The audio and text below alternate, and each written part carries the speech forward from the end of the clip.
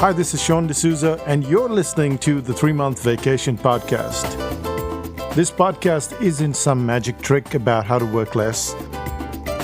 Instead, it's about how to really enjoy the work that you do and to enjoy your vacation time.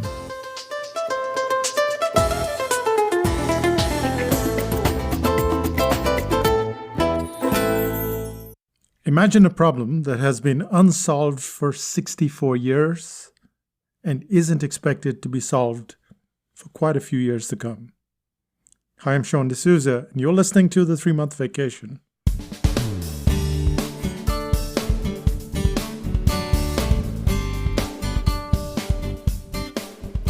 We're on the second part of hard work versus luck, and yes, I know, most of us have been brought up on this mantra of hard work, and it's instilled in our system. But maybe you've been listening to the first part, and maybe we've shifted that a little bit. Hard work isn't irrelevant, but luck plays a really good role in that. A very big role, in fact. And in the second part, we're going to look at, can we systemize this thing?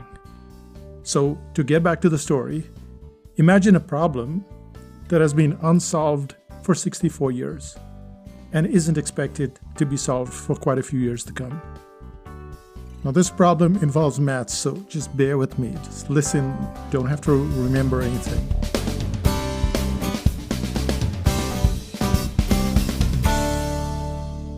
Mathematicians have had a bit of a bugbear for quite a while. They're not sure if it's possible that the equation 33 equals to x cubed plus y cubed plus z cubed, they're not sure if that has a solution. Well, they've known for a while that 29 could be written as 3 cubed plus 1 cubed plus 1 cubed, but 33, that number seemed to be slightly insolvable. What was even more maddening was that, unlike in the past, mathematicians had access to computers. And we know that computers can do wild and wonderful things. And then Andrew Booker, also a mathematician, solves the puzzle.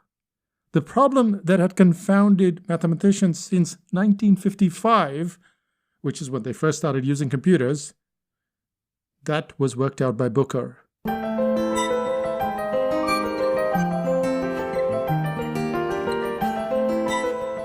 And Booker himself was a bit astounded. He had access to a supercomputer, but he hadn't expected to see any solution for at least 6 months, if he got a solution, that is. Yet in 3 weeks, he had his answer.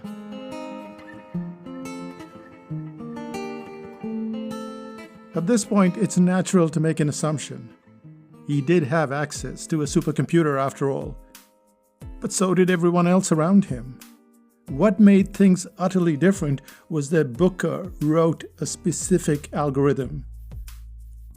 And Tim Browning is a number theorist at the Institute of Science and Technology in Austria. And he says that Booker didn't just run it on a bigger computer compared with computers 10 years ago. He had found a genuinely more efficient way of locating the solution. And Booker went on to explain. He said that previous algorithms didn't know what they were looking for.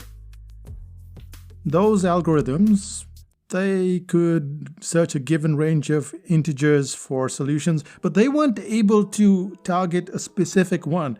And the algorithm itself was so precise that it was about 20 times faster than any other algorithm that will take a random approach. And the question arises here, was it skill or was it luck that got Booker to his goal?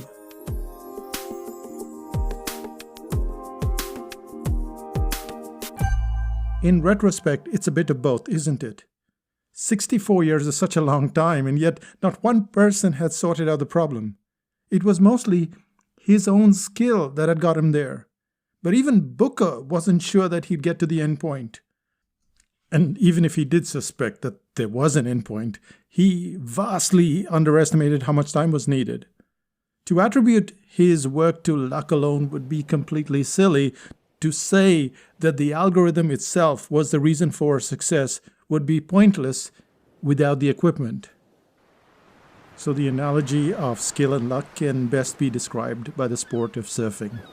If you're a surfer, you go out with your surfboard and there are plenty of waves, but you're waiting for the right wave. If you're skilled, you're going to have the ride of your life. But waves are about luck. You could be 20 feet away and you'd miss the wave. Or too many surfers could be crowding that one spot and then you'd have to let the wave go. But one thing is for sure, if you're on the beach, you're not surfing. In short, skill matters right at the precise moment, and if you're around, you get to ride that wave. And if not, should you give up? Not at all, because when you're skilled, an opportunity is almost like an endless flow of waves.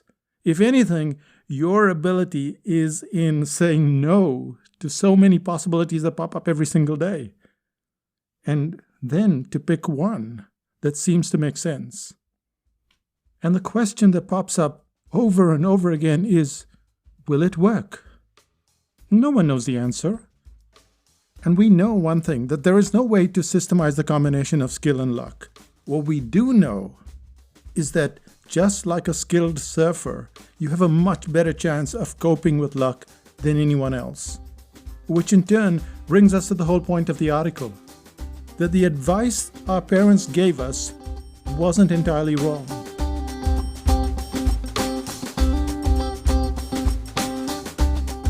They did use the term hard work, which is kind of off the mark, but skill is a good replacement. And it's our job to not equate everything with hard work and just spending time, but to improve our skills. Then instead of slaving like a crazy person for the rest of our lives, we need to put our faith in luck, because luck forms that other part of the equation. Which is why the next time someone pats you on the back for how hard you've been working, you can smile and you can say, thank you. And then remember the role that luck has to play.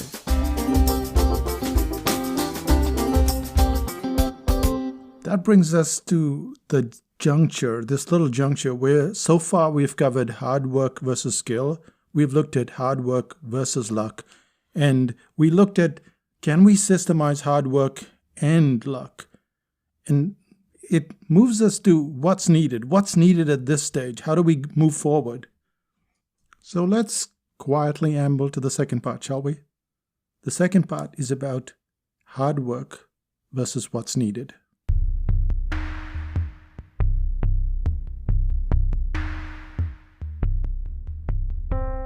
When is the most likely time for me to get a cold? Me, not you, me. The answer seems improbable, doesn't it?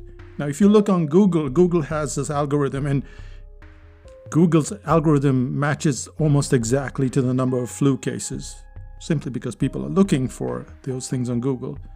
So Google can tell us when a virus epidemic is unfolding, but there is no way for an individual to know when they will personally fall ill. However, with almost everything, there could be a recurring pattern. In my case, the majority of my illnesses occur right before I'm going on vacation or right before I have to go to do a workshop overseas.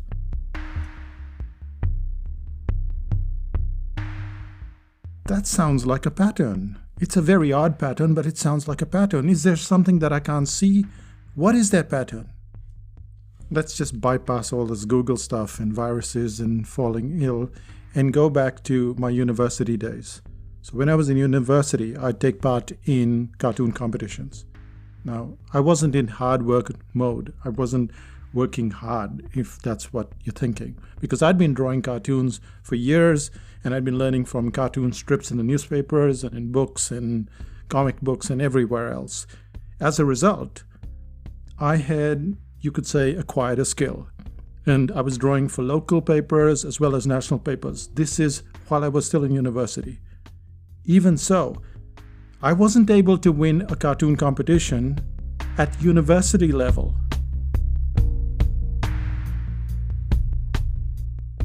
It wasn't that I'd failed miserably.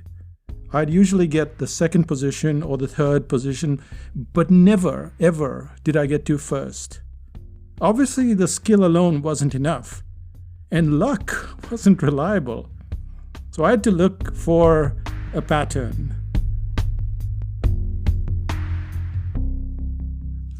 Now, with the cold, I already had that pattern. I'm about to get on a flight. I've been working probably too hard right before that workshop, that vacation, and then I let go and the body just kicks in, and that's why I probably fall ill. So there's that clear pattern. And to avoid that situation, I have to start relaxing, maybe a couple of weeks, just winding down a bit. So that we can control. But the cartooning competition, that's based on judges, that's based on external factors. How do you control that? And yet, there's a pattern. There is recurring activity. When you're in that cartoon competition, you're given an hour to complete the cartoons. And so I'd draw several gags, maybe 3 or 4 gags. And in cartoon terminology, that's 3 or 4 jokes on the same large sheet of paper. I found, however, that this involved coming up with 3 or 4 situations, planning them, sketching them, and finally rendering them.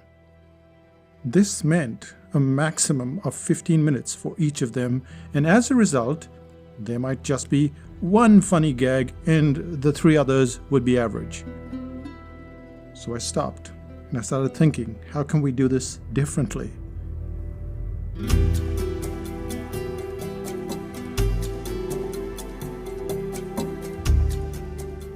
What if I were to spend most of my time on just 1 joke, 1 gag? That would give me plenty of time to think up the idea, sketch it, and render it with a fair amount of detail. Was that strategy a sure predictor of success? No, it wasn't. But it gave luck that extra boost. And from that moment on, I started winning the first place at almost every cartooning contest. If a flu epidemic and a cartooning contest aren't precise proof for you, then we can look around and look at weather forecasters. When we check the weather, we're applying approximately the same parameters. Winds, pressure, moisture, they're all susceptible to change. And you could call that a bit of luck. But there's also the skill of the weather forecaster. What helps create an almost perfect weather report virtually every single day is understanding the pattern.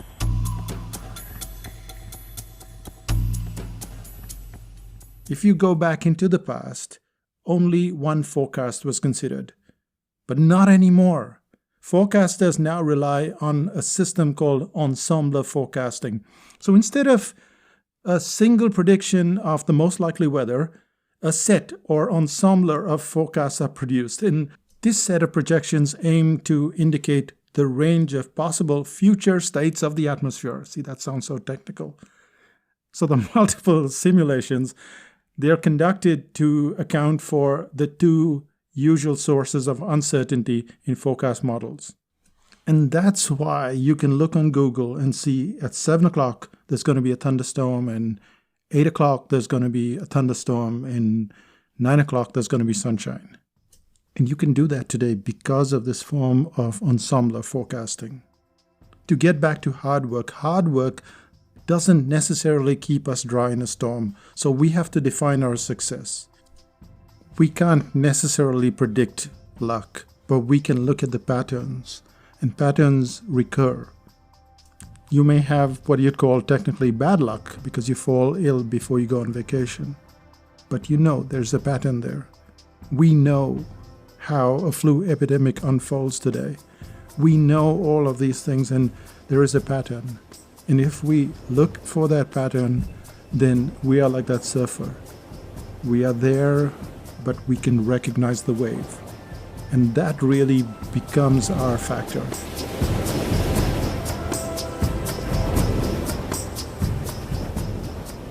We can have all the hard work, we can be prepared, and then look for the pattern. And when that wave comes along, we can ride it. And that's when everybody else calls us lucky. And again, when they say, "You're so lucky," you just smile and say thank you.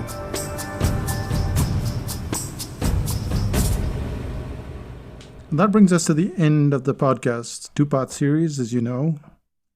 And in the first part, we looked at this terminology, which is hard work. You have to be doing all of this hard work to succeed, but you don't have to be doing it. What you have to do is understand that there is a difference between hard work and skill, and that as well-meaning as our parents were, it's not hard work that gets us there, it's skill. So find that teacher, find the system, find the group, and that's when you get the skill. And when you get that skill, you suddenly become very lucky. Now, once you have that skill, you've kind of put in some work, but that also coincides with actual luck coming your way, which, by the way, happens almost so frequently that once you're in that situation, you can see it every day. You almost have to turn it down on a consistent basis because you're lucky almost every single day, several times a day, and you have to turn down all those opportunities.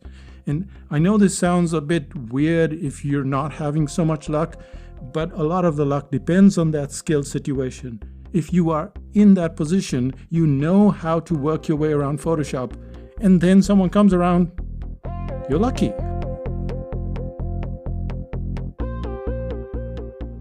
And finally, we looked at the third element, which is, can we systemize this? And yes, you can systemize it. It's incredible how these events recur. And every time I doubt it myself, I remember the days of my cartooning competitions when I just had to stop and look at what pattern was recurring. And if you go on YouTube, for instance, and you look at the people that have more hits than other people, it's not because of anything, but they're using a system, they're using a pattern, and that's the kind of thing that you need to be looking at. That's how you go about it. Now, you don't have to sell your soul, as in, I'm not saying go and use the unethical or crazy methods. I'm saying that there are lots of people who are succeeding, who are doing quite well by using a system without being crazy, without going over the top, without the hype. And that's what you can do as well. There's always a pattern, and the crux is to be in that situation. You have to somehow be spending time on YouTube, seeing what works, how it works, instead of bouncing all around the place between YouTube and Instagram and LinkedIn and everything else. Be aware, I'm not saying just go to YouTube, but whatever you pick, stick with it, look for the pattern, and that's when you start to get lucky. Which takes us to the segment about what's happening in psychotactics land.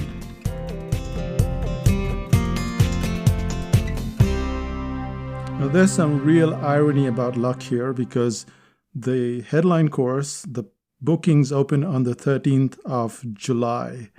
And if you're one of those superstitious people, then you know that the 13th is really bad. But it's going to be really good if you want to learn a system, you want to be part of a group, you want to see how we conduct the psychotactics courses while at the same time getting very good at your headlines.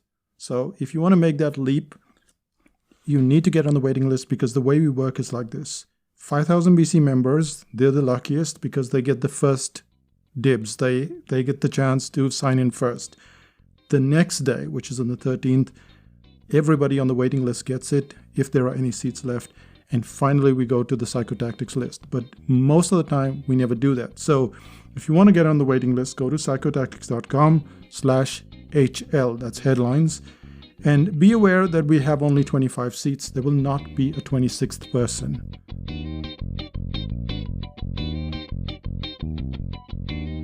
That's how we run our system. And you'll see how the group works and you'll see how everything else works.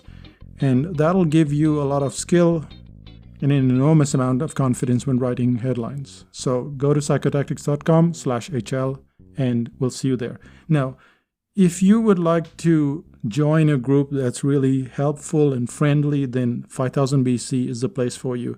So go to 5000bc.com and sign up. And what you'll find is that you have to wait for a little while, just a cooling off period, and then you can join 5000 BC. Check it out because you can ask a bunch of questions, like 100, 200 questions. Think of the questions you could ask and think of how much you would pay if you were doing a consulting session. But I'm a crazy person. I love questions and I love giving very detailed answers. You can find a lot of stuff on Google if you get lucky, but if you really want to make your luck and you want your questions answered, then 5000 BC is the place for you. That brings us to the end of this podcast. I'll say bye for now. Bye-bye.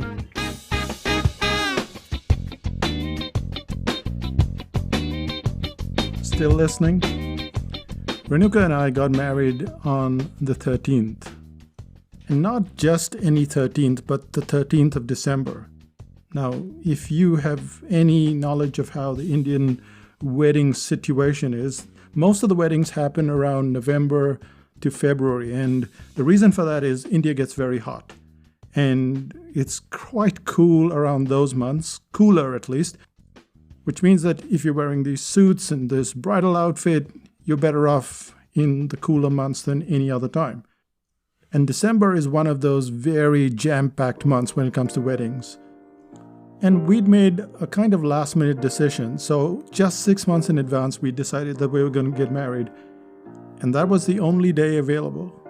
If we wanted to have a reception, if we wanted a band, if we wanted good caterers, because weddings in India are this lavish thing. We had a really small wedding, and I think 250 people came along. Anyway, as the story goes, we managed to get the venue because no one was willing to take the 13th. And then we went to the caterers and they go, no, we can't do anything in December. And we go, 13th of December? Oh yeah, we're free. We go to the band, we say 13th of December, and they're available. And so it goes on. Every single step of the way, we got lucky. And there was a simple pattern there. Everybody thought it was unlucky, and so they didn't choose that date. It was lucky for us. So there you go. Story time over. I'll say bye for now. See you in 5000 BC or on the headline course. Bye-bye.